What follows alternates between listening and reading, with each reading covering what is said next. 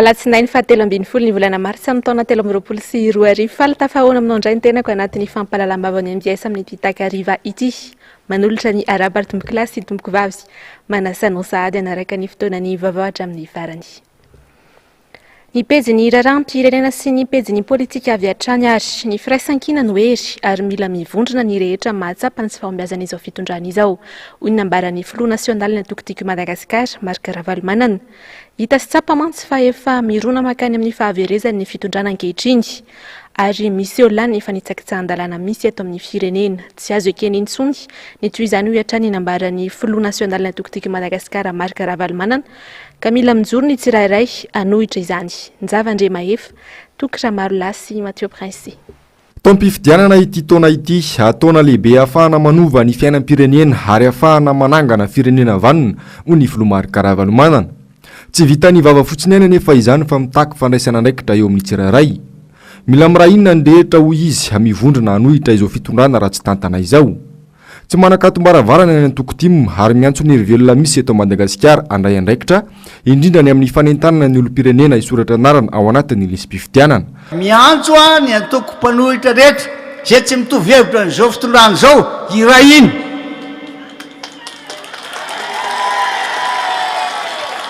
Irahiny isika fa mitabetsy lany mamba ary ny akamaka maro tsy vaky namboha. Dia izay ny tenenako anareo, tsy ho resin'ireo mihitsy tsika raha mbola mitarika anareo koa. Fa izao ihany, aoka tsy nilakilaka tsika. Miantso anareo rehetra ninona antoko, ninona fikambanana, ninona misy anareo any. Ka tena mahatsiaro fangiry firiana sy fijaliana izao zavatra misy izao. Tongava fa hiaraka aminareo izahay. Tongava fa isika dia malagasy ray ihany ary maty ho an'ny tanindrazantsika isika. Ka manantena anareo rehetra aho izay mbola manana feon'ny fieritreretana ihany mba irahina hiasa hiaraka. Izao ny firaisankina tsy maintsy ataontsika aloha. Tsy maintsy andehana amin'ny fifidianana isika na roviana na roviana. Dia izao manentana anareo aho mba hisoratra anarana any amin'ny lisam-pifidianana eny amin'ny fokontany misy anareo aby eny. Satria nahoana lasa tsangan'olona fotsiny sisa raha tsy voasoratra anatin'ny listre mpifidy ny anaranao. Tsy afaka datsabato hifidy ianao, tsy afaka ilatsaka ho fidiana kory ianao na dia se fokontany eo ary. Tsy afaka ho tondrena mpikambana anatin'ny birao fatanjaha-bato ianao ary tsy afaka anara-maso ny fifidianana mihitsy ianao. Tsy afaka hanao fitarainana ianao na metraka fitoriana mikasika fifidianana laloza. Noho izany mandehany any amin'ny fokontany misy anao. Namafisin'ny Filoha Marc Ravalomanana fa tsy azo itikisana intsony ny rafim-panjakana misy eto Madagasikara fa indrindra ny ACC sy ny CENI. Mitongilana makany amin'ny fitondrana ary tsy mahaleo tena akory akamano mivahana izao fitondrana izao anitsakitsaka ny lalana velona sy ny lalam-panorenana misy eto Madagasikara. Tontosa Soamantsara teny Mandriambero talata maty ny fifampiarabanana tratra ny taona vaovao ny Antokotiko Madagasikara amin'ny distrika Ambohidratrimo omaly. Nanatrika sy namevonahitra izany ny Filoha Nasionaly Toko Marc Ravalomanana notro ny mpikatroka marobe sy ny olom-boafidim ao amin'ity distrika ity. Nzava-ndre mahefa Tokra Marolasy Mathieu Prince hatrany. Nampisionieriny ihany koa ny mpikatroka tim teto amin'ny distrika Ambohidratrimo hanandritra ny fifampiarabanana tratra ny taona vaovao ateo amin'ny samy mpikatroka. Hitantaratra ny fahavononan'izy ireo handray andraikitra sy hiaradia amin'ny Filoha Marc Ravalomanana. Fotoan-dehibe ho an'ireo mpikatroka teny an-toerana ity hetsika ity satria fotoana nanomeza ny Filoha Marc Ravalomanana ny toromarika rehetra amin'izao akatoko ny fifidianana izao. Zava-dehibe tokoa izany satria notron'ny Filoha Nasionaly ny antoko dia mihitsy manantena fa tafampita tsara ny hafatra ho an'ny olona amin'izay hetsika natao androan'izay izay hoe fampirisihana ny olona aloha indrindrandrindra amin'ny satria hiditra amin'ny ao anatin'ny toam-pifidianana antsika dia fampirisihana ny olona isoratra anarany ny vafokontany sy hijery ny anarana ihany koa amin'ny mba ahafahan'ireo olona mifidy ahafahan'ireo olona misitraka ny zoany amin'izany fifidianana izay ho atao amin'ity taon'ity izay. Raha ho an'ny komuna talata maty manokana dia mbola ny 2,900 mponina ihany no voasoratra anarana ao anatin'ny lisam-pifidianana raha ny fanazavana nentin'ny ben'ny tanàna hatrany. manodidina ny 500 isanjato kosa ny tahan'ireo olona voasoratra anarana ao anatin'ny lisym-pifidianana raha ho an'ny distrika Anambohidratrimo. Distrika izay ahitana commune 420 ary fokontany 570. Raha miohatra amin'ny isan'ny mponina sy ny tokony ho isan'ny mpifidy dia tena mbola ambany zany. Mbola ambany zany satria distrika faharoa be mpifidy indrindra eto Madagasikara ny distrika Anambohidratrimo. Zany hoe ilay 530 isanjato ambiny zany rehefa avoaka amin'ny tarehimarika dia tena mbola betsaka ary izay no mahatonga na tsy mitsahatra manentana mandeha mitety isaky ny commune dia ny commune indray mitety isaky ny fokontany. Raha ny afatra natao teo androany moa dia izao hoe raha ireo tompona andraikitra isam-pokotany dia efa tena betsaka ny toromarika nomena andreo ary ireo efa masaka ara-potok-hevitra rehefa samy voasoratra ny anarandreo any amin'ny lisym-pifidianana fa ireo hiparitaka makany amin'ny fokotany tsirairay avy misy azy makany amin'ny fianakaviany tsirairay avy tsy voafetran'ny rafim-panjakana fotsiny eo tsiny makany amin'ny olom-patany tsirairay avy zay ny tanjona ny engana manomboka androany. Tsy janona teo araka izany ny hetsika fanentanana ny olom-pirenena hisoratra anarana ao anatin'ny lisym-pifidianana raha ho an'ny antokotiko Madagasikara. Fanombohana ihany ny hetsika tahaka izao izay hita raha fanafatena vonona hiatrika ny fifidianana ny mpiatroka. Natomboka tamin'ny fotoam-pivavahana moa ity hetsika ity ary naredo nateto ny hira fanivan'ny antoko sy ny hira-pitolomana mitsangana ry tanora. No tanterahina omaly ihany koa ny fifampiarabanana tratran'ny taona vaovao any antoko ity matetsy Anosy zato andrefana. Mazava ny toromarika avy amin'ny filompanorona ny antoko dia ny fandraisana andraikitry ny mpikatroka rehetra amin'ny fanentanana ao amin'ny fifidianana niompana tamin'izay araka izany ny toromarika sy ny afatra nataon'ny solombavambahoaka Alain Ratsimbazavy. Manomenjana ary sy tahiriny aina ny teny an-toerana. Na nirotsaka zany orana omaly tolakandro dia tsy nahasakana ireo mpikatroka tiako Madagasikara ao amin'ny commune Anosy zato andrefana tsy fampiaraba otratry ny taona. Tonga maro ireo mpikatroka nandray ny toromarika indrindra fa manoloana ny fiatrehana ny fifidianana. Hifanentana isika amin'izay fisoratana anarana ao anatin'ny lisym-pifidianana izay. Zava-dehibe satria tsy afaka ny fiditsika, tsy afaka ny anao solotena ny pilatsa-kofidiantsika ary tsy afaka ny hitondra fitarainantsika raha ohatra ka tsy ao anatiny zany lisym-pifidianana zany ny anarantsika. Mbola fotoana zany zao hatramin'ny faraika amin'ny 30 volana meo avy zao mbola ahafahantsika manatona amin'ny roapolo-tany. Ho an'ny namantsika izay mbola tsy nahavitan'izay dia tanina ihany koa zany mba tsy salasala ny anatona amin'ny roapolo-tanytsika makasika an'izay fisoratana anaran'izay. Tokana ny tanjona dia ny andresy amin'ireo fifidianana izay ho atao eto Madagasikara ho hiatrany ny fanazavana. Ny arahandrehetra nahita ny fandrosoana tamin'ny fotoana nitondran'ny filomarika Ravalomanana ary izany no ijoroan'izy ireo ho an'ny tanindrazana amin'izao fotoana. Fa ny joro hatrany ary ny tanjona tsika amin'izao fotoana izao dia ny amerina ny filoravalomanana eo amin'ny fitondrana mba ahafahantsika manavitra ty firenena ty izay tena latsaka tokoa ao anatin'ny tena hoe fahantrana ny vahoaka malagasy ary ny filomarika Ravalomanana ihany no antenantsika hanavitra ty firenena ty mba ahafahan'ny malagasy miaina ao anatin'ny hoe fandrosoana marina sy ataontsika hoe fivoarana zany amin'ny lafiny ara-toekarena. Mila mirahina ny mpikatroka rehetra mba anatrarana tanjona apetraka mitaky asa amin'ny tsirairay izany fa tsy vita ny resaka ambava fotsiny. Fantatry izao fa efa tafisiakatra hatrany amin'ny 70 isanjato ny isan'ny olona voasoratra anarana ao anaty lisym-pifidianana ao amin'ny commune Ambohimiadana amin'ny distrika Andramasina. Saika atofoka ny olom-pirenena noho ny alabato nataon'izao fanjakana mijoro izao. Saingy rehefa nentanina dia narisika ihany izy ireo. Miasa ihany koa ny rafitra eny fotony ao anatin'ny antokotiko Madagasikara. Asin'Andriamalala sy Andrakoto Malala. 70 isanjato rehefa voasoratra anarana anatin'ny lisym-pifidianana ao amin'ny commune Ambohimiadana distrika Andramasina. Tany am-boalohany dia nalaina ireo olom-pirenena isoratra anarana saingy rehefa nampahafantarina azy ireo ny zo sy adidy miandry azy ireo eto amin'ny firenena dia izay no antony nazahoana izay ta ambony izay.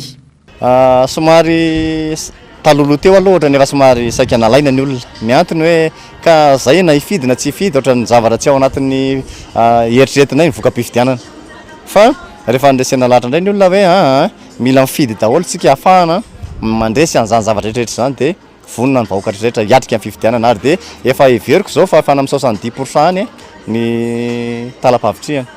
ny mpifidy zany am'izao hoe jerena ny liste dia efa anoany an commune misy anay miasa ireo rafitry ny antokotimba eny fotony ao anatin'ny famondronan-kery tanteraka izy ireo araka ny toromarika nomeny ny filomarika Ravalomanana. Ny zavatra ataonay zany zao am'izao dia mandeha maniraka ny ekipa midina ifotony mihitsy zahay manentana ny olona hiditra ny anaty lisy mpifidianana satria io no tena zava-dehibe mihitsy tanteraka ilay fifidianana marina. Dia manarak'izay koa dia fampifondronana ny hery rehetra na zany ankapelezana izy na toko avaiza izy na toko avaiza dia fampifondronana andreo zany zao ny ezaka lehibe ataonay satria na misy ary ny fitiavana ampandresena ny filomarika Ravalomanana tsy tanteraka zany raha tsy eo ny fanambarana ny hery rehetra dia amin'ireo aklavi-kery izay maniry ampandany ny filoha Ravalomanana. Tsy mialonjafy ny antokotima mandray ireo antoko rehetra na olom-pirenena leo man'izao fanjakana mpampahory vahoaka izao. Tsarovy fa ny fisoratana ao anarana ao anatin'ny lisy mpifidianana sy ny fahatongavana ao mifidy ireriany no ahafahana miala amin'izao fangiry firina misy eto Madagasikara izao. Raha izay ny tany ambony adana Andramasina dia mbola ambany kosa ny tany fisoratana anarany olom-pirenena anaty lisy mpifidianana raha ho an'ny komina Alasora manokana. Manoloana izany dia mitety manentana ny isa tokantrano ny mpanisa mpifidy eny an-toerana. Germano Menjanahary sy Tahiry Aina. Roa alina mahery ny olom-pirenena voasoratra anarana ao anatin'ny lisy mpifidianana hatramin'ny faran'ny volana janoary teo ho an'ny komina Alasora manokana. Tarehy marika izay ambany noho ny isan'ny mpifidy voasoratra anarana tamin'ny fifidianana ho ben'ny tanàna ny taona 2024. Tsy azo everina nefa io isa io hoy ny ben'ny tanàna satria mitombo ny mponina eny an-toerana.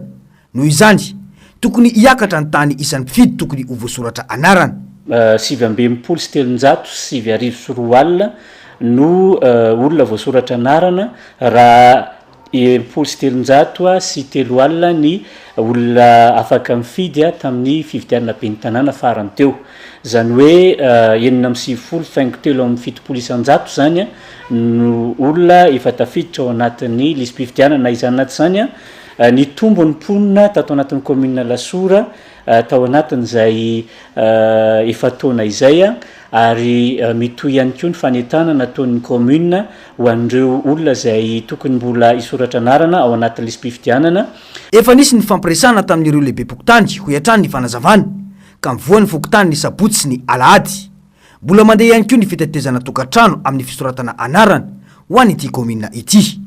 Ny antony mahatonga ny komina Alasora mbola mandefa ireo agent ireo eny dia satria maro tokantrano izay voadingana ary tamin'ny fifampidiniana araka tamin'ny tsefokotany dia maro ireo hoe tena olona izay tsy dia ao an-trano zany satria komina dortoir ny komina Alasora amin'ny fandalovan'izy ireny dia matetika PDB no olona izay tsy ao an-trano fa mety ho mpanampy na ndreny-mpianakaviana rery ihany ny tratra tao nefa mila ny sonian'ireo le olona izay tokony isoratra anarana mila ny kara-panondron'izy ireo ny fanoratana an'izany lisitra izany ary ity no zava-dehibe izay tokony ho ataontsika rehetra dia ny fakana ny dika mitovy ny fisoratana anarana izay nataonao takio io satria io rery ihany no manamarina fa voasoratra anarana ao anatin'ny lisy mpifidianana ianao ary afaka anaovana réclamation rehefa mivoaka ny lisy mpifidianana vonjomaika karaha sanatria hoe tsy voasoratra ao ianao.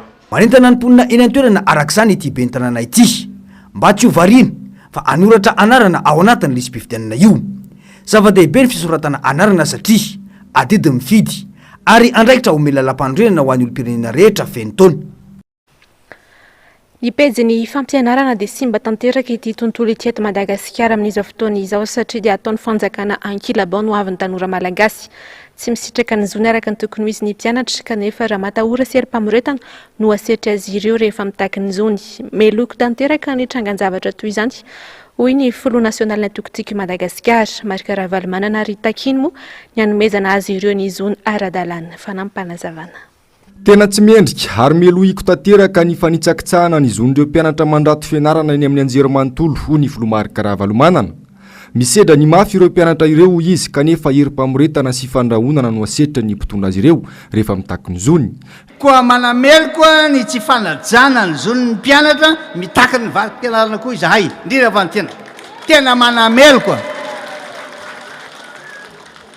efa tsy fidiny eny izy mbo tsy afaka mampianatra ny zanany any velany reo ray aman-drenireo e satria no ny alafi ny frais sy ny fitotongany vola ariary dia tsy afaka mandefa ny zanany any izy tsy fisiny vola miditra dia mba mianatra eny izy ireo dia manao vazaha mody miady fotsiny ray ny président ny université sy ny ministre hoe tsy nazy lainga be mihitsy zany zany ve dia tsy ho fantatra zany tsisy olona manatanteraka avy aty ambany aty raha tsy mahazo baika avy any ambony any ny any amin'ny faratapony any dia tsy fanarahana moa zany diso kokoa zany noho zany manamely koa tsy fanajana ny zon'ny mpianatra mitaky ny vatsym-pianarana isika rehetra tena manameloka tanteraka manameloka ny jadona sy ny fananapahefana atao amin'ireo mpianatra ireo mandraty fianarana inge izy ireo mba ampitombo ny fahalalana ny fahaizana mba avytany zavatra zay le hoe malala mahaya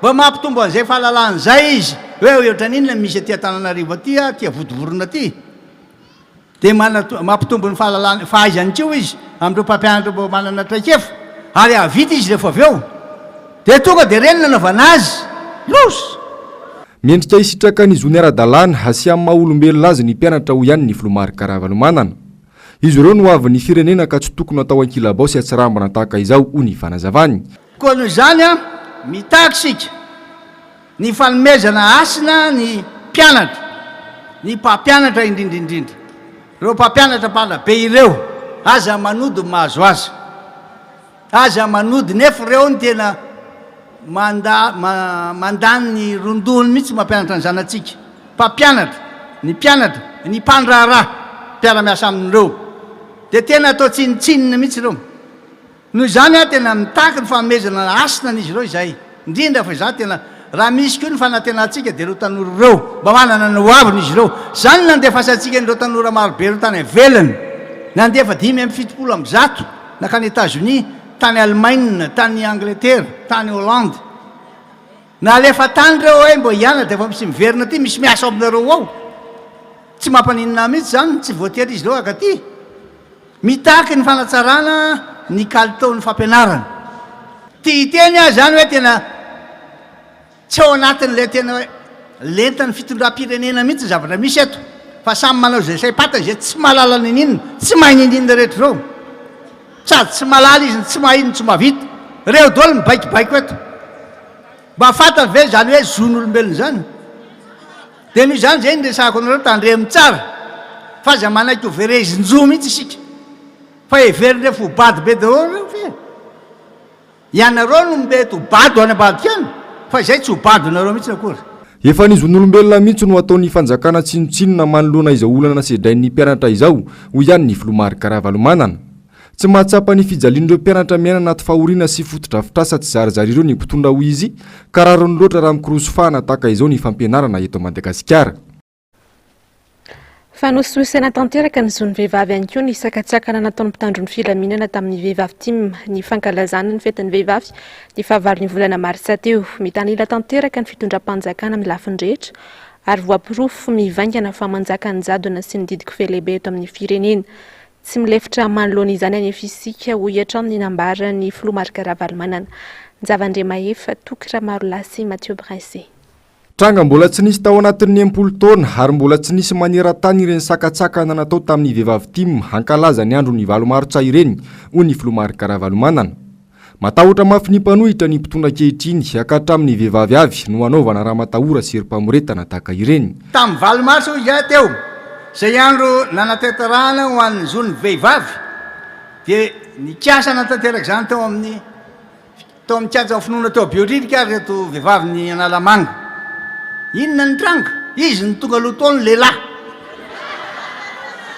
mindrongo fehidiny dia ny fatahorany anareo amin'reto vehivavy reto ve zany sa hoe nahazo baiko ianareo mino afa le faharoa nahazo baiko adaladala avy an'ray anareo dia aza manody mahazo anareo dia mibahana anareo mivavahady tsy anareo to maninona mivavahadinay mibahana anareo fananan'olona ndray zany dia aza ve dia zany ve dia tokony hietsy zany tokony mba heritreritra ianareo avy aloha izotra mpilaminana ny asa ny vehivavy efa mbo miasa izy ny vehivavy ane no ny evin'ny olona tiateny aho fa tena tsy rarina intsony satria ny fahitana andreny fanakatsakana sy ny tsy vamelana ny vehivavy mba hankalaza ny zony reny de tena manavery zony vehivavy mihitsy ane zany zava-doza izy miantso ny rehetra tsy anankilembena fa hijoratra amin'ny farana nefa ny Filomary Karavalomanana tsy atao ampiembotra antsika ny ramatahora ho izy fa vao mainka ampiakatra ny ampotsika anohitra izao didiko felehibe sy jadona misy eto amin'ny firenena izao. Ny vaovaon'ny politika izay hatrany dia efa fanahinina ny fampiasana lokona antoko amin'ny lanonam-panjakana eto amintsika hoy ny fandarana miara-manonja androany. Fisesika izay laviny andiny ny 770 anaty lalam-pandrenana izany. Milaza ny fampisarahana ny loko politika amin'ny andraikitry ny mitondra. Tsy izay anefa ny zava-misy ho hiatran'ny fandarana mamintina amintsika ny andindinina izay hiavitra solondraibe sy tokra marolahy. Adino sahinina tsirarahina ny fisian'ny lalam-pandrenana izay sata mamaritra ny fitantanana ny firenena. Hanjakazakany lokon'ny fitondrany ireo fototra fitrasa-panjakana, abaribary ary ireharehana izy ireo ny fampiasana ny lokony kanefa ferany lalàna velona eto Madagasikara zany. Raha filoham-pirenena ianao nataoko hoe ministra ianao ka mitantanana raha-panjakana indrindra hoe hetsika ny fanjakana dia tokony tsy ampiseho an'izay couleur politika izay. Ny antony dia tena hoe filohan'ny vahoaka malagasy rehetrarehetra ianao ary malagasy rehetrarehetra dia samy manana ny firena misy anazy ary efa voasoratra anaty lalam-pandrenana zany. Zany hoe rehefa akaiky zany ny fifidianana dia efa misy mihazakazaka mampiseho an'izay couleur politika izay ny mpitondra fanjakana ary indrindraindrindra hoe tena hoe efa manao karazana propagande akolaka. Nanomboka ny taona 2022 ny itondrany Rajoelina, ny ankamaroan'ireo andininy ao amin'ny lalam-pandrenana voasoso vohitsakitsaka avokoa. Mitaza-potsiny ny fitsarana avy momba ny lalam-pandrenana manoloana zany. Dia efa fantatra moa zany fa manao izay tany mikibony le ACC amin'le resaka lalàna zay tonga rehetrarehetra hoe tsy azo raisiny dia vao mainka malalaka le filohan'ny repoblika. Milalao an'le loko orange hatrany amin'ny palais de justice orange hatrany amin'ny resaka foto-drafitrasa toy ny resaka Miami tony, resaka aire de repos sisa tony, orange daholo hatramin'ny akanjon'ny filoha, ny kirarony filoha, ny gouverneur mandray misy soratra TGV nefa lanonam-panjakana natao amin'izany. Ny pejy tontolo iainana kosa indray dia anaratsy endrika ny Madagasikara, ampiembotra mpizahatany ary tsy hampazoto ny mpiara-miasa avy any ivelany hanampy Madagasikara. Ny endriky ny fampitehany tontolo iainana eto amintsika, hoy ny nambaran'ny professeur Aljoana Ratsimbazafy. Mila entitra amin'ny fampiaran-dalàna isika ho hiatran'ny ny fanazavana satria dia tandindomindoza ny varika sy ny tontolo iainana eto Madagasikara. Nzava-Ndre Mahefa, Mathieu Prince, Andrakoto Malala. Manana karazana varika 12 i Madagasikara. Ny 20 isanjato amin'izy ireo dia eto Madagasikara ihany no ahitana azy. Ny 17 isanjato amin'izy ireo anefa no atahorana ho lany tamingana ankehitriny. Ny fampitehany ala sy ny fahasimban'ny tontolo iainana eto amintsika no tena antony iray lehibe mahatonga izany. Amin'izao fotoana izao anefa misy mihaza ary mihinana ireo varika ireo toy ity zavanitranga tany maro antsetra ity. Ataon'olona sakafo any anatin'ireny hotely fisakafoana ireny ny gidro eto amintsika. Zava-doza ary isy fetraikany goavana eo amin'ny lafiny fizahan-tany fa indrindra ho ratsy eo mason'ireo firenen-kafa isika ho ny professeur Aljoana Ratsimbazafy. Ka na tiantsika na tsy tiantsika laza ratsy ho an'ny Madagasikara ny zavatra ohatran'ireny. Nisy an'iny zany zao voasambotra hono le olona hiditra fitsarana hono osazina dia osazina ao dia reny nefa fantatsika fa tsy fantatra ny mbola maro e. Ka inona ary zany no tokony atao hoe za dia amin'ny mahatompona raikitra voalohany amiko amin'ny resaka lémurien maneran-tany, resaka primaty maneran-tany zavatra tsy tokony iseho reny indrindra fa amin'ny firenena tantaniko, feo firenena misy amin'ny maha lehibe ny pays tena satria tena tongo bakivaky sady maharary mahamenatra mametraka ny tena amin'ny position faible le izy raha iten'ireo firenena manao an'izany tena sarotra be satria ny ao aminao ary jereo tsy voafehanao izisiko zany ny tenen'ny olona ary mahatonga ny olona mahalaina tsy amatsy amin'ny Madagasikara sadiny fa 2 isanjato ny budget de l'État no tokana ho an'ny fiarovana ny tontolo iainana eto amintsika. Tsisy dikany zany. Kanefa le arenanao miavaka mivarika ny 20 isanjato ny prima teto ambonin'ny tany dia mivarika. Tsy misy dikany ary toveran-javony fotsiny ihany ny hetsika fanentanana sy ny fanabeazana ireo mponina ny fotony any amin'ny fiarovana ireo varika misy eto amintsika ireo. Tsy miatra araka ny tokony izy ny lalàna eto amintsika ka mahatonga ireo olona mbola mahasamy aza sy mihinana ireny varika ireny ho ihany ny fanazavany. ndraindray ty iteny hoe mbola mataitra ve ny fanabiazany eto Madagasikara ny resaka sensibilisation mampiteniteny foana izy nareo hoe tsy mandaitra tsony zany fa fipetra fatao hoe tanytsika tsy anagadra olona fa kosa raha any Amerika ianao mamono bold aigle hatramy filoham-pirenena angamba tsy maintsy miteny hatramy filoham-pirenena averiko any a ka mitodika mitondra fanjakana eto Madagasikara ako marina fa ianareo ny tompona andraikitra voalohany eo raha raika ambanana le izy ankalaza za te hiteny hoe ankalaza ny festival de le journée nationale de l'Immigrant tsika amin'ny octobre indray za te hiteny hoe saina fotsy veno andao atsangany satria tsinjaka nefa ao anatin'ny zavatra olana ohatrao anaty fahoriana ohatran'izao olona tsy mety le izy nanomboka tamin'ny andro ny fanjanahantany no efa voararany lalàna ny fihazana sy ny fihinanana varika ho ihany ny fanazavany sazy miaritra enim-bolana hatramin'ny 2 taona miampy lamandy 10 tapitrisa hatramin'ny 50 tapitrisa ariary no mahazo ireo mandika izany. Ny pejiny toekarena kosindray ary dia ahina mafy ny mety hisy ny krizy eto amin'ny firenena ho nambaran'ny professeur Roger Alson androany raha ny resaka mikasika ny fizotry ny raharaham-pirenena betsaka ny krizy efa nolalovan'ny firenena hoy ny fanamafisany fa ity no mafy indrindra raha tsy misy ny fifampiresahana miantso ny FFKM ijorany koa ny tenany fanadiadiny Germano Menjanary sy Tahiriny aina. Mitotongana ny sandam-bola miakatra ny vidim-piainana sahirana ny mpandrarà noho ny ampimama manjaka ny tsy fandriam-pahalemana kolokolo sy ny afera maizina manjaka ny fanaparam-pahefana ato amin'ny mpanohitra ny fitondrana sy ny valifaty politika ireo dia hita amin'izao fitondrana izao avokoa ahina mafy ny krizy raha mitoy izao zava-misy izao raha tsy misy ny fampidiniana meloa ny fanatanterana ny fifitianana hoy ny professeur Roger Ralson.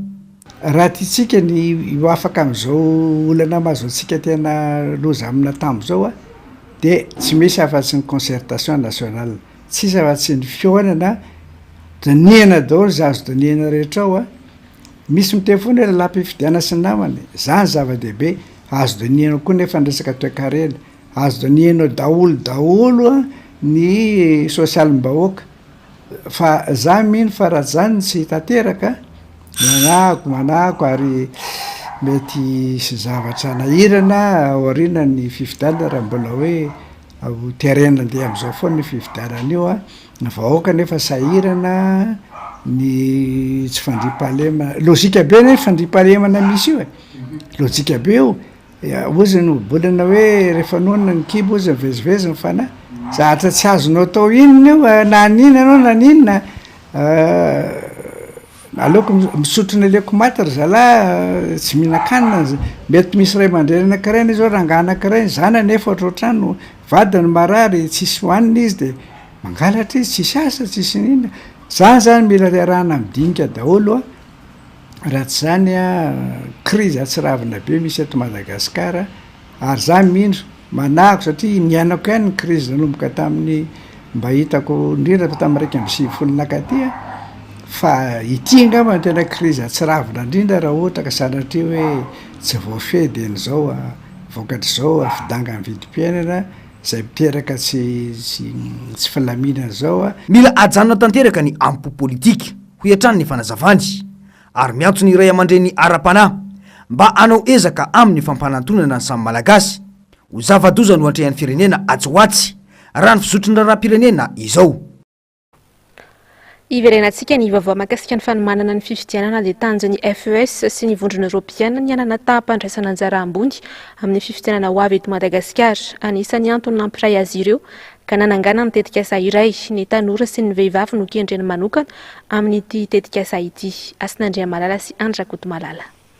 Ampiakatra ny taham-pandraisana anjara tsy ho tony tamin'ny taona 2024 amin'ity fifidianana amin'ity taona 2024 ity no tanjon'ny vondrona Europiana sy ny FES. Manona izany dia nanangana tetikasa iraha miasa ny rotonta izay antsoina hoe participe. Ny vehivavy sy ny tanora no notsongaina manokana sy kendrena amin'ity tetikasa ity. Manodidina ny fampandraisana anjara ny olom-pirenena amin'ny ankapobeny sy amin'ny fifidianana. Dia le olom-pirenena tanora sy vehivavy kendrena manokana mihitsy. Tsy hoe manavaka ny lehilahy fa mila fantatritsika hoe mila fanentanana manokana ireo. Teboka telo no misongadina ao anatin'ity tetikasa ity. samy mahazo ny anjarany na ny mpanao politika na ny tanora ary ny fresa mompirenena. Tena hoe fampifanana ny tanora eo aloha le OILTP le fafananay fa eo koa le hoe OILS Youth Leadership Seminar izay tanterahana amin'ny faritra anankidimy. Izany hoe fanabeazana ara-politika ho an'ny tanora izay ho fatenana arak'izay izany hoe mirotsaka izy dia fatenana dia omena fiofanana ampiana ny bagazina zany. Tapany faharoa miaraka amin'ny antoko politika indray. Fantatritsika tsara fa ny antoko politika zany no manao an'le hazakazaka dia misy fifaninanana dia indraindray misy tokony araky ny sotoavina zany. Dia izay no asan'ny FES zany hoe mampifandray andry zareo samy zareo mifandraisy lahatra izy dia mamoaka hoe zao zany le tokony règle du jeu atsika. Dia ny société civile manokana indray arahana miasa amin'ny herinandro 22, 23, 24 ao amin'le pavé. Dia société civile zany hoe mpanara-maso ny fifidianana anazy dia tsy dia hoe ampiofana azy ny tanjona fa izy mahafantatra ny fomba fanaovana zany fa ampiona. Tsy mbola tara ho iatran'ny FES raha izao no mbola andefa ireo tolo-dalàna entina indrindra anatsarana ny sotram-pifidianana isika. Tsy mitsahatra miakatra andro aman'alina ny vidim-piainana eto Madagasikara sy nambarany pahay toe-karena androany fa mila fahaizana ny fitantanana toe-karena indrindra fa amin'ny tany andalam-pandrosoana toan'ny Madagasikara. Tsy ampy ny famokarana eto amintsika ka rariny izao fidanga ny vidim-piainana izao. Germano Menjanahary sy Tahiry Aina. Tsy mahagaga hoy ny profesora Roger Ralson ratsy voafehy ny fidangany vidim-piainana eto Madagasikara satria ilay fototra ho an'ny toe-karena mihitsy no tsy hain'ny fitondrana. Misy sehatra telo ny toe-karena fa tsy niainga tamin'ny sehatra voalohany ny mpitondra fa tonga dia tany amin'ny sehatra fahatelo dia ny fanamboarana fotodrafitrasa. Tsy afaka ny ampiasa fotodrafitrasa nefa ny malagasy raha toka tsy manana fa efa mividy. Tsy mahavita mandeha mitsabotena eny anivony ireny hôpital zay na fa manara-penitra ireny noho ny tsy fananam-bola. Raha mamorona asy ianao matsy dia mitombo mpanjifa. Rehefa mitombo mpanjifa dia mitombo zany ny fampandehanana atanjaka koa ny fanjifana na hoe relance de la consommation. Zay zavatra zay nefa tsy afaka isy anao an'izay tsy zavaka anjifa raha tsy manana fahefa-mividy. Fahefa-mividy nefa mitaky fisina asa ho an'in'olona iny. Zay no mahatonga hiteny foana hoe sehatra faharoa no tena sehatra ngeza be satria ao ny sehatra fanodinana, ao no sehatra ahafahana mamorona asa ary eo no ahafahana manangana le hoe kilasy afovoany izay mpanjifa tena matanjaka. Io koa no hitako adosoana koa tsy nety koa le fandrindrana satria tonga le fitondrana dia any amin'ny sehatra fahatelo no nandeha. Mila famatorana ny fitantanana firenena ho iatran'ny fanazavany. Fahitako an'ilay fitondrana amin'izao ny tanora loatra olona tsy niaina teto Madagasikara fa importé ozy ry zalahy, olona tsy nitolona, tsy dia magaga raha menimenina ny mpiara-dia tamin'ny taloha. Anika nefa rany zany olona tsy masaka ara-potikevitra fa mitantana ny hoavy ny gestion de carrière. Dia zany rehetra zany ny ao an-tsainy zany dia hoe tonga eto ahoana ny nanako arena be, ahoana ny nanako vola, dia rehefa azo ny daholo ny vola lasa indray izy mivelona ny velany. Zany ny zava-misy fa tsy dia mirarahan'ilay firenentsika izy. Nanamafy ny profesora Roger Ralson fa mila fahaiza mitantana ny fiainam-bahoaka. Raha ny fototra tamin'ny famokarana sy fanodinana vokatra avy eto an-toerana ny fanjakana dia tsy ho tahaka izao no iaina ny vahoaka malagasy fa mety efa afaka nanondram-bary aza i Madagasikara. Ny fanafaram-bary lava ataon'ny fanjakana hoy izy no isan'ny mampitotongana ny sandam-bola satria ambony ny fanafarana noho ny fanondranana. Maharary ny tontolon'ny asa eto Madagasikara amin'izao fotoana izao. Maro ny orinasa tsy manaraka kory ny lalan'ny asa. Ny tena olana goavana ihany koa anefa dia ny fahantrana. Ilaina hoy ny avy eo anivon'ny fisemare ny manana mpitondra mahavaolana sy mahalala marina ny tena manjony malagasy sy ny tontolon'ny asa. Asin'Andria Malala sy Andra Koto Malala. Mpitondra mahalala ny tena marariny madinika no tena ilaina eto Madagasikara ahafahana mamany olam-piasa. Tsy mitsahatra mitotongana mantsy ny olam-piasa malagasy amin'izao fotoana izao ary miaratsy hatrany. ohatra amin'izany ny fandroana tsy manara-dalàna sy tsy aradrariny ataon'ny orinasa na ny antsoina hoe licencement abusive et forme 90 isanjaton'ny fandrahonana dia tsy aradrariny sy tsy ara-dalàna avokoa ho ny fisemare eo ny erisetra ranofo ny fanafoanana ny fifanarahana arakasa tsy araky ny fanarahana ny tsy fahatratrarana ny targetra ity farany izay efa mitatra amin'ny sehatrasa maro dia maro toy ny banky fa tsy mijanona intsony eny anivony orinasa fakaba mila fikonandoha national ihany koa zany a ny tontolo ny asa satria marary ary tena marary ny tontolo ny asa eto Madagasikara zavatra tsotra no angatana fitondram-panjakana dia voalohany a mila fehezina sy ampidinina ny vidim-piainana ary ampiakarina ny fahefamividiny mpiasa malagasy faharoa tokony fantoka bebe kokoa ny famoronana asa ny fanjakana mijery politika zany ahoana no mba hitovy ny olana mantsy betsaka ireo mpiasa tsy anasa ny asa nefa ny tsena ny asa nefa vitsy dia ireo zany no mahatonga ny mpampiasa manao an'izay aby zay zany hoe zany lasa diso manararoatra zany ilay tompon'orinasa anankiray ary ny farany zany dia tokony hijery ny fanjakana zany hoe mahafantatra hoe inona moa zany tena ilainy mpiasa malagasy ilainy vaoaka malagasy zany hoe zany ny mpitondra na ny tompony andraikitra mahafantatra ny olona mpiasa zany zay no afaka mamany olona mpiasa zay no tadiavin'ny mpiasa malagasy na ny vaoaka malagasy miamahazo vahana io fandrahonana mpiasa tsy ara-dalàna sy tsy ara-drariny io manao izay tia ny orinasa tsy miankina ary ny hita dia tsy toteny eo anatrihany sehatra tsy miankina intsony ny mpitondra fanjakana raha tsy resaka afa-tsy ny fampiarana ny karama farany ambany mariky ny fahalemen'ny mpitondra avokoa izany rehetra izany ary ny mampalahelo dia ny vahoaka madinika trano miaritra izany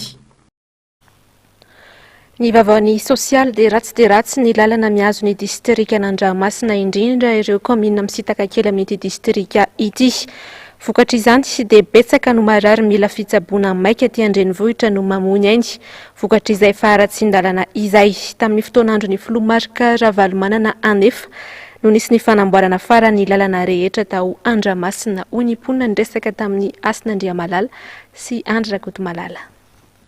Atao roa andro be izao ny lalana 70 kilometatra mampitohy Anambomiadana distrika n'Andramasina makaty Antananarivo Renivohitra.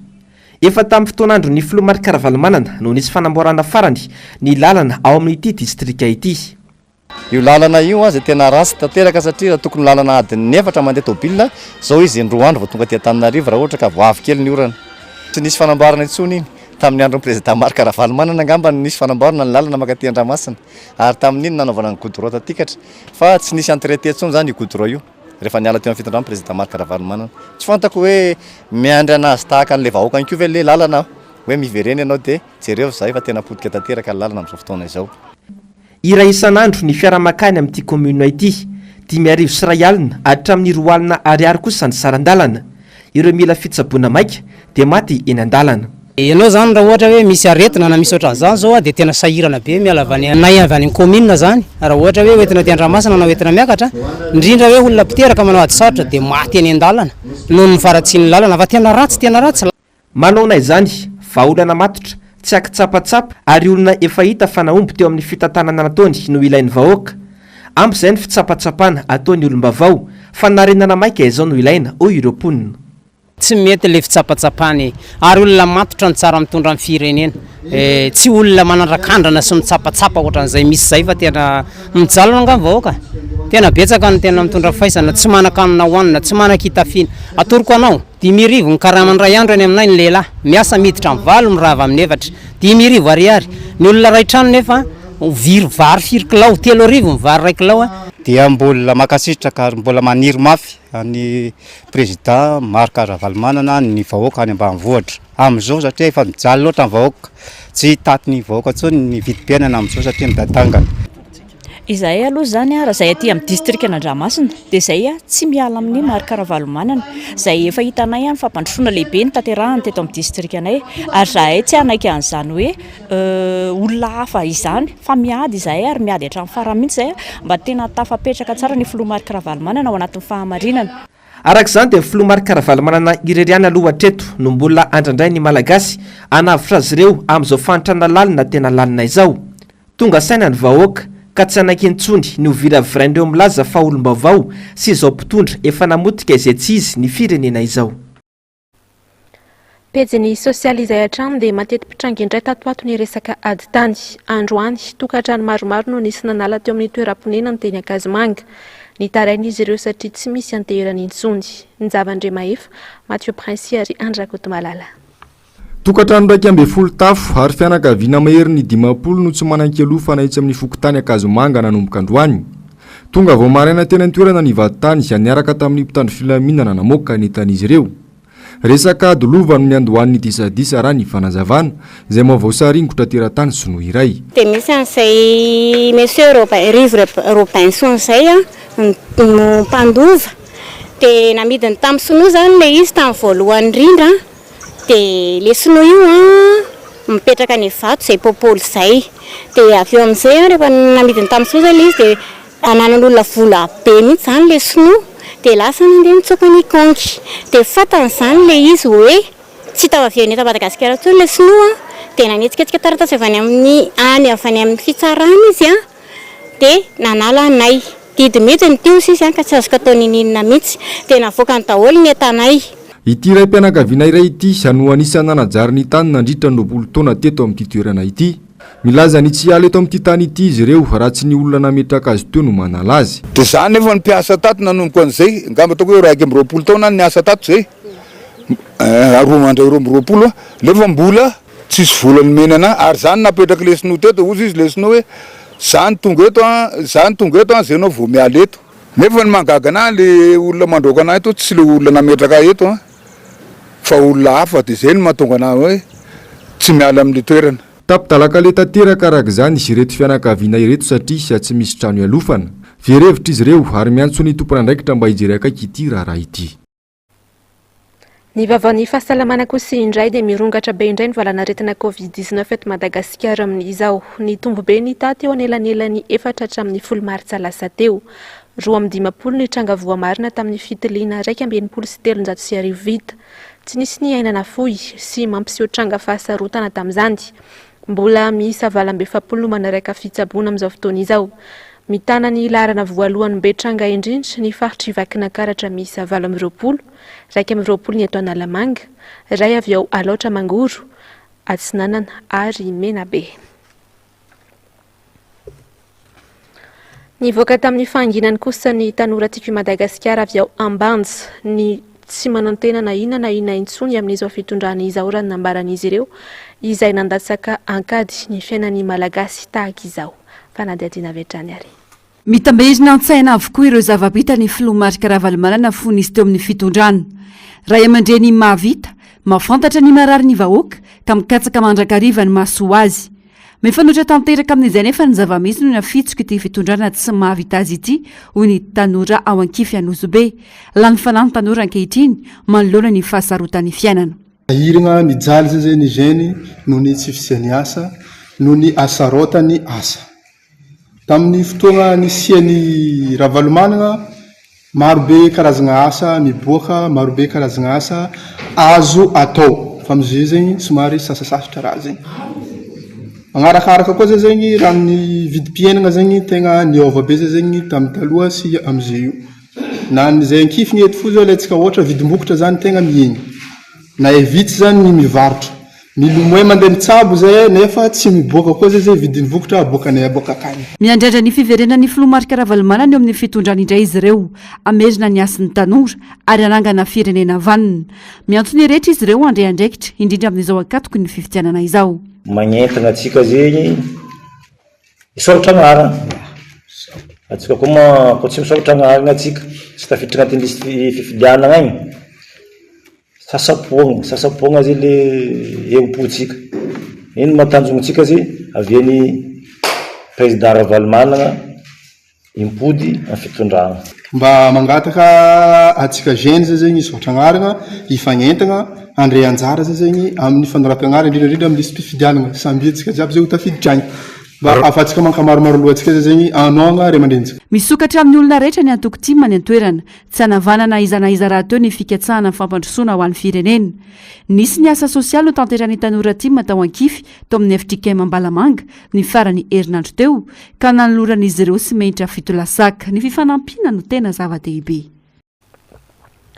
Lafombavan'ny kolotsaina kosa indray dia sarotra ny famokarana horonan-tsary eto Madagasikara hoy nambarany Mamitiana Razafimandimby mpamokatra horonan-tsary malagasy anisany nakaina nandritra ny taona maro izy sy ny mpilalao sary miasika miaraka aminy noho ny toetra ara-politika. Asinandria Malala sy Andrakoto Malala. Tsy mifanaraka amin'ny famokarana ny horonan-tsary malagasy ny politika misy eto Madagasikara. Raha ho an'ny orinasa mpamokatra horonan-tsary sy kopy digital dia anisany zaka ny voka-dratsy ny fanonganam-panjakana tamin'ny taona 2024 izy ireo satria maro ireo veriasa ka tsy nanam-bola intsony ny mpanjifa ka voatery ny ato ny tranom-pamokarana ary aty amin'ny taona 2024 vao miezaka tsy kelikely ny miarina indray anandratra ny vokatra malagasy. Taona 2024 indrindra moa confinement dia nisy fotoana tsy hoe nijanona ny scope digital fa nisehatra ny sary mihetsika tena nila fandaminana ny antony fantatsika tsara ny politika misy eto Madagasikara fa tsy mamaly ny etaetan'ny famokarana dia tsy maintsy nieritreritra ihany zahay hoe aleo aloha mianto kely na izany ato zany ary ny famokarana tsy hoe nijanona fa mifamoahana film no ny ato. Mila tantsoroka avy amin'ny mpitondra fanjakana ny famokarana horonan-tsary malagasy indrindra ny ady amin'ny piraty. Ny sary mihetsika malagasy sarotra eto Madagasikara heverina ihany koa fa azo andrarana le izy fa saingy kosa tsy maintsy mila paikady mipetrapetraka. Zay dia mbola manao antsoavo ho an'ny fitondram-panjakana amin'ny ady amin'ny piraty fa eto kosa tena mitodika be indrindra amin'ny mpakafy. Rehefa tena mangita ety ianareo dia tena rano sotroina fazany sotro rano maloto. Nandritra ny fampahafantarana ny fiverenan'ny horonan-tsary malokila indray no nilazan'ity mpamokatra horonan-tsary ity izany. Tsara ny mampatsiahy fa manana rafitra piady amin'ireny mpanao osoka na pirady ireny isika eto Madagasikara saingy malaza tsy nanana hatoy ny vilen-tsahona izy ireny ka mamono antoka tanteraka ireo mpandraraha malagasy mivelona amin'ny zavakanto. Ny vaovaon'ny fanatanjahantena dia notanterahina omaly ny lalao famaranana ho an'ny fifanitsanana fifankatiavana eo amin'ny taranja baolina kitra tetsy Ambavahadokana. Isan'ny nanampibetsaka tamin'ny fitaizana ny tanora ny asikaram-panatanjahantena toy izao ny nambarany mpikarakara. Jarmanomenjanahary sy Tahiriny Aina. Miroborobo ny teknôlôjia eto amintsika sady miteraka fahasimbana ara-kolotsaina sy fomba fiainana hafahafa ho an'ny tanora vao misondratra amin'izao fotoana izany hoy ny filoana fikambanana iray mitazah tanora. Resaka conflit de génération resaka toe-tsaina resaka hoe tsy fitovizana resaka le ahoana zany le toe-tsaina tsy samy manana azy dia eo ny tao hoe mahasarotra ny fitondrana anazy. Zava-dehibe ahafana manova fisainana sy fitondrana ary rivo-baovao eny anivon'ny fiarahamonina ny fanatanjahantena ka isan'ny mahatonga ny hetsika ara-panatanjahantena natorona fifankatiavana ho an'ireo tanora etsy Ambavahadokana omaly. Ny kianja ilalaovana aloha zany voalohany, faharoa ny fampitaovana, ny fahatelo moa le resaka ara-bola satria tena sahirana le olona amin'izao dia lasana eto zay na hoe ataoko hoe tsy fiteny moa zany fa ho tenena ihany na droite arbitre misy tsy manana le olona na io droite engagement io misy tena tsy mahafena dia ampilalaovina moa zany dia zay ny sorana ny député zany amin'ny fanohanana sy ny fanampinana ety amin'ny commune Ambavahadokana. Tonga niatrika ny lalao famaranana omaly io ny solombavam-bahoaka Alain Tsimbazafy nambarany fa isan'ny faritra mena amin'ny fidorohana zava-mahadomela ity faritra ity ka nanosika azy anampy ireo tanora ireto ikarakara ity fifaninanana ity. Fantatsika fa zany Atsimondrano zany dia misy ny atao hoe olana tamin'ny lafin'ny fiparitahana zava-mahadomela indrindra tao amin'ny faritra Bemasoandro sy ny manodidina. Ankehitriny nefa dia vonony reto mpiara-miasa reto ny ikarakara tournois foana zany eto amin'ity toerana ity sy ny manodidina Atsimondrano mba ahafahana zany mitaiza ireo tanorantsika mba tsy ho lasa amin'izay hoe fidorohana zava-mahadomela izay. Omby matavy moa no amboara tamin'ity fifanitsanana ity izay natolotry ny solombavam-bahoaka no mafisiny fa hitoetra ny fiaraha-miasa sy ny fanabeazana ireo tanora malagasy toy izao. Ny vavaon'ny tranga amin'ny fiarahamonina dia tafiakatra 320 ny namony ainy ka hita tamin'ireo olona 720 ny kasa nivoaka nitsokosoko any Madagasikara hiazo any Mayotte tany amin'ny faridranomasina Ankazimborona commune ambanivohitra Beramanja distrika Ambilobe no nahitana mpanjono azy ireo izay nitady vonjy omaly maraina. Nisy 520 ireo hita tamin'ny mandraparain'ny andro ka 2 no efa maty rehefa tonga an-tanety. Iray vehivavy raiky amin'ny 30 taona, iray lehilahy tsy fantatra ny momba azy. Fa misy 420 kosa ny mbola velona. Nanao fikarohana ihany koa ny sampandrahara mpiandraikitra ny fifamoivoizana an-dranomasina avy ao Nosy Belleville. Vatana mangatsiaka 20 no hita tamin'izany. Tany amin'ny faridranomasina Nosy Faly ka hoentina any Ankify. Tsy misy antontanisa mazava momba ity tranga ity satria dia nitsoaka avokoa ny olona avitra velona. Fantatra fa entina ny Ambilobe ny razana ireo. Maresaka iraisam-pirenena mananika ny 2 alina ny olona nanao viveriny ainy ny kasany ampita ny ranomasina Mediterranéen tsokosoko tao anatin'ny 2 volana izao raha ny antontanisa navoaka ny Frontex ivitoerana Europeana misahana ny sistanty sy ny morontsiraka tarehimarika avy roenty mihoatra ny teo aloha. Tamin'ity volana febroary ity fotsiny tafiakatra 7 no ny ampita ranomasina hiazo any Italia. Andy Miaratina sy Mathieu Prince. Niankatrehina 20 ny tany fifindramonina antsokosoko an-dranomasina miazo any Italia hoazina ny taona 2022 raha ny tatitra nataon'ny Frontex ivitoerana Europeana miandraikitra ny assistance sy ny morontsiraka. Ny volana janoary sy febroary tamin'ity taona 2022 ity fotsiny efa mananika ny 2,1 alina ireo nikasa iampita ny ranomasina Mediterranéen antsokosoko. Pona avy ao Syrie sy Turquie no mandrafitra ireo ka zazamambehivavy ny ankamarony. 7 tamin'ireo no nikasa iampita ny volana febroary izay voasikajo tabe indrindra tao anatin'ny 2 volana. Nisy olona 300 maty raha nitatitry ny firenena mikambana. Tao ireo maty vokatry ny farendrian'ny sambo. Tranga voatsela akory ny farany volana febroary teo izay nahafatesan'olona 570. Nanao diabe, naneo ny alahelo ary nisaona no ivony io ny mponina tao Italia ny farany herinandro teo. Nanamafy ny fepetra iadena amin'ny fifindramonina antsokosoko moa ao amin'izao fotoana izao ny fitondrana italiana. Dia maresaka iraisam-pirenena iny ary no manakatona ny fampalalambavao tamin'ity androany ity mankasitraka anao nanaraka izany hatramin'ny farany. Ao ary ny fandarana ahoana marina sy ny fandarana Global News dia hoarahantsika ny fandarana dinika. Ao aorian'izay kosa no anarahantsika ny horonan-tsary Lily et l'oiseau. Ny tena kosa ary ametraka ny veloma mandrapitafa ao amin'ny rampitsindray tompoko.